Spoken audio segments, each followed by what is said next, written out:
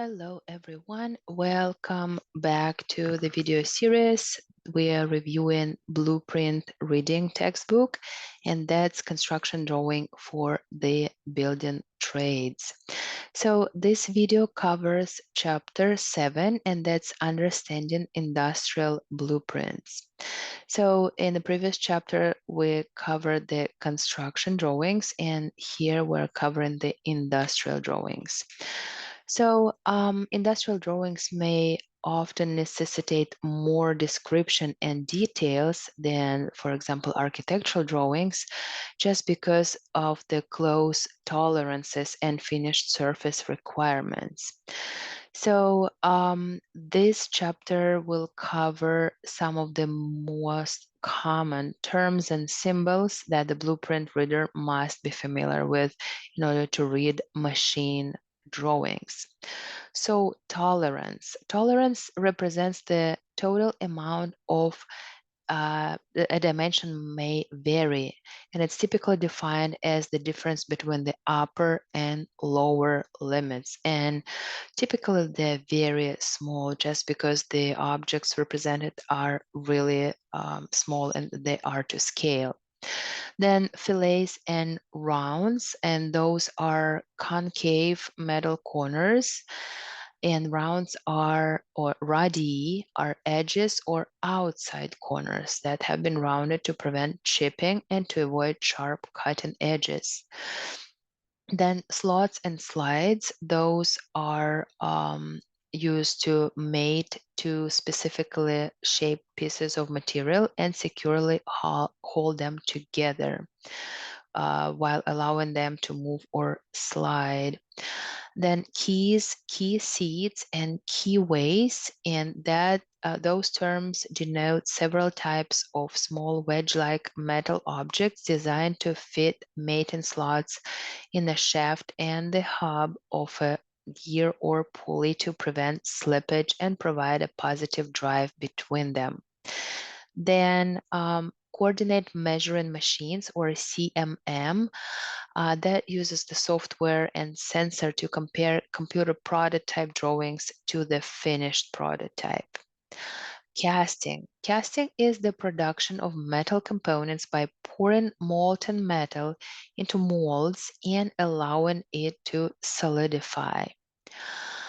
Then, yes, I highly encourage you again to go back to the textbook and check all those beautiful drawings that are actually supplement the reading. Forging. Forging is a process of shaping metal while it's still hot and pliable by suitably applying compressive force. And there are a few things that we need to know, such as like open die or hand forging, or press forging, then impression die forgings, or upset forgings, or in-roll forging, also known as draw forging, and net and near net shape forging. Die. Die is a tool used to form or stamp stamp out metal parts or to cut external threads. Tempering. Tempering is a process of heat treatment to change the physical characteristics of ferrous alloys. Drill. Drill is a pointed tool that is rotated to cut holes in metals and other materials. Boring.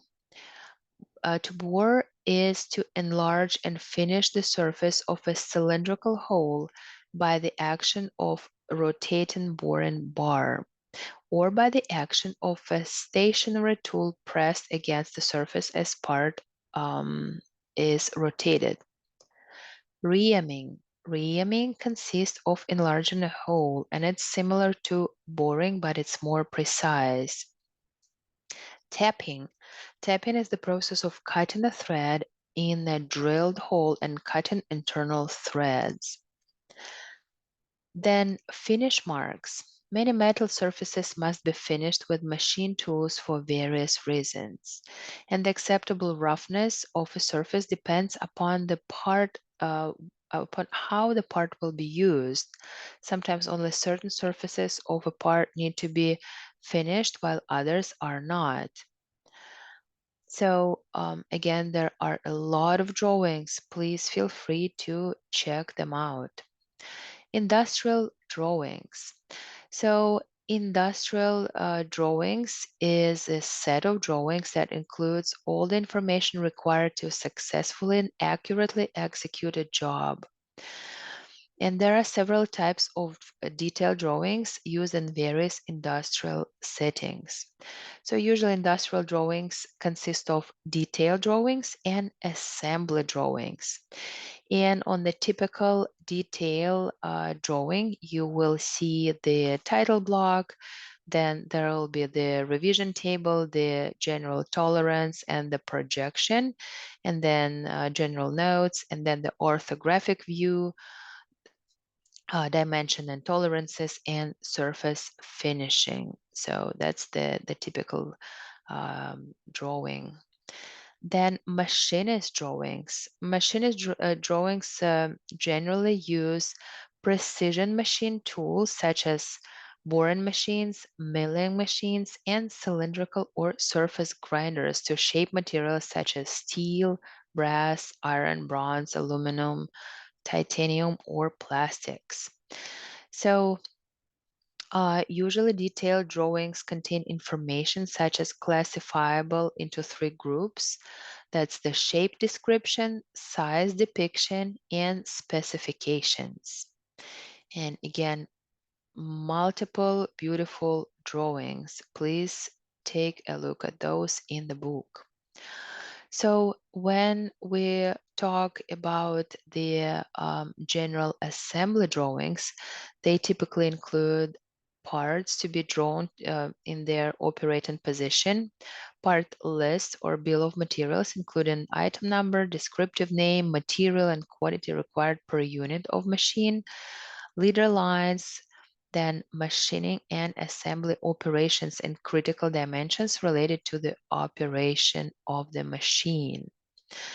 So also, when we look at the drawings, there can be a pictorial, exploded, and the bill of materials. That's what typically is shown on the diagram, showing like how multiple parts fit together. Okay, let's go to the next part, and that's screw threads, gears, and helical springs. So threads, machine screws are extensively used for securing parts, and there are different types and sizes of machine screws, nuts, and bolts. So there are tables showing you the different sizes and classes. Please take a look at that. It can be slotted, cap screw, Phillips, socket head, and cap screw or SHCS, then Torx and set screw, and other things too. So the external thread is the male thread, typically known as, is a thread on the outside of a cylinder or cone. An example of that thread is a bolt. Internal thread, also known as a female thread, and that is the thread on the inside of a hollow cylinder or bore. An example of the thread inside is a nut. Then major and minor diameters. Major diameter is the largest diameter of an external or internal screw thread, and the minor diameter is the smallest diameter of an external or internal screw thread, also known as the root diameter. Then cut thread. Screws threads are cut or chased. Axis. The axis is the center line running lengthwise through a screw. Crest. Crest is the top of the outer surface of the thread joining the two sides, also called flat. Rooted. The root is the surface of the thread corresponding to the minor diameter of an external thread and the major diameter of an internal thread. Depth is the distance from the root of a thread to the crest measured perpendicular to the axis. Pitch is the distance from any point on the screw thread to a corresponding point on the next thread measuring parallel to the axis. Pitch diameter, or PD, is the diameter of the pitch circle or line, which equals the number of teeth of the gear divided by the diametral pitch. Number of teeth, or N, is the diametral pitch multiplied by the diameter of the pitch circle. Addendum circle is a circle over the tops of the teeth. Outside diameter is the diameter of the addendum circle. And there are a few multiple terms here. Please make sure that you go over them if your industry requires a deeper knowledge. Recommended practice. So with industrial drawings and blueprint reading, as with other types of graphical representation, it's always advisable to follow the best industry practices current at the time. So, and those are the following. Draw one part to one sheet of paper. Always use decimals. Lettering should be in all capitals. Select a front view that best describes the part. Omit hidden lines unless absolutely necessary to describe the shape of the object. Consider data and dimensioning schemes based on feature relationship. Place dimensions between views where possible. Also, where possible, minimize mathematical equations. Do not dimension hidden lines.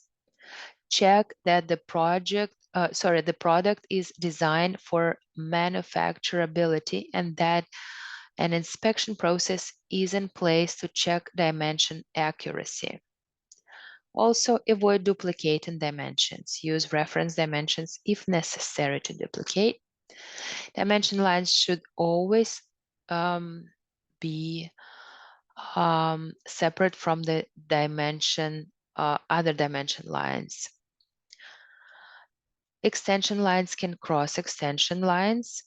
Then use center marks in views only where a feature is dimensioned. Minimize the use of center lines between holes. They add little value and clutter the object being drawn.